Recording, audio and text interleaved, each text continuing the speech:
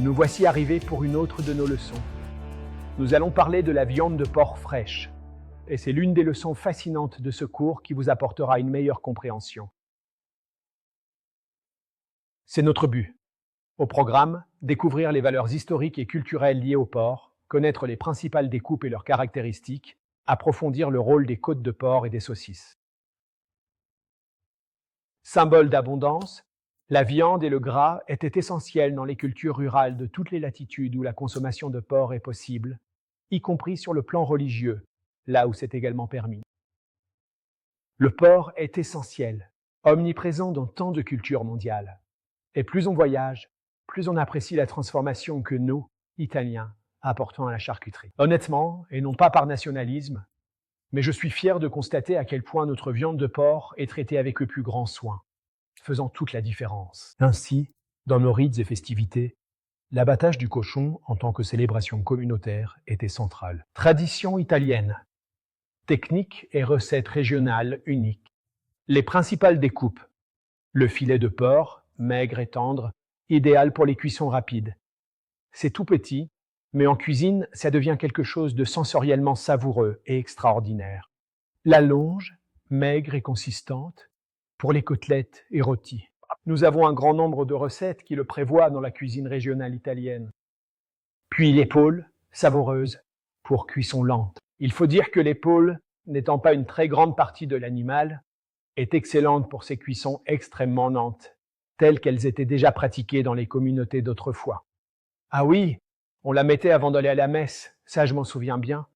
Le dimanche, grand-mère posait l'épaule sur le poêle pour préparer ensuite de délicieux plats. C'était une cuisson très lente. Le rituel de préparation de ce plat lent était un vrai rituel.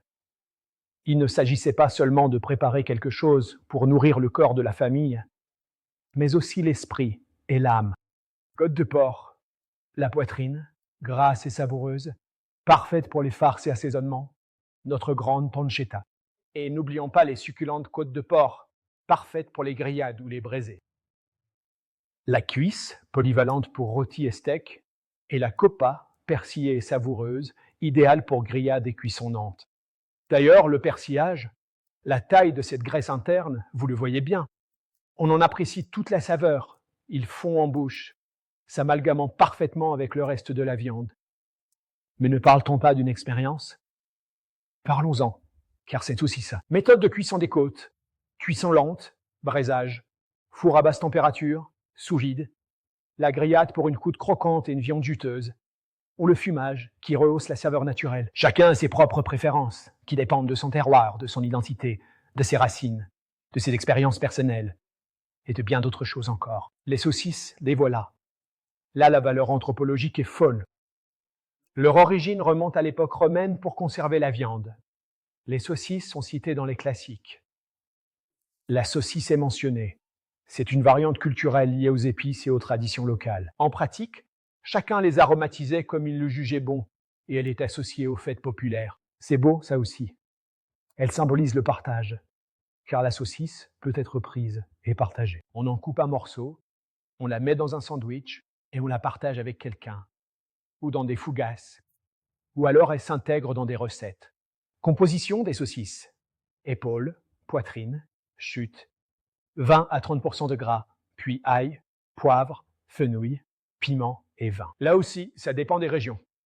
Boyau de saucisse, naturel d'origine animale pour l'élasticité et une cuisson uniforme, ou artificielle, synthétique ou en collagène, ça dépend. Quelques types de saucisses issus de la tradition italienne.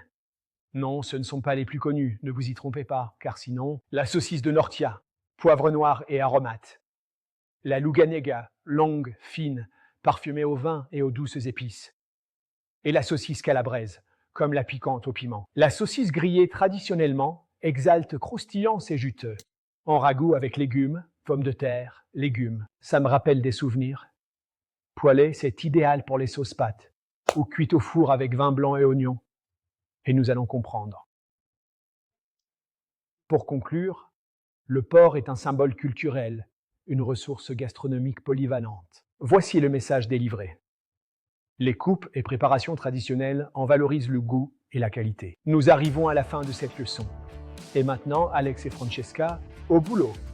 Faites-moi quelque chose d'exaltant. Je parlais théorie, mais l'émotion m'attire. Suivons-les.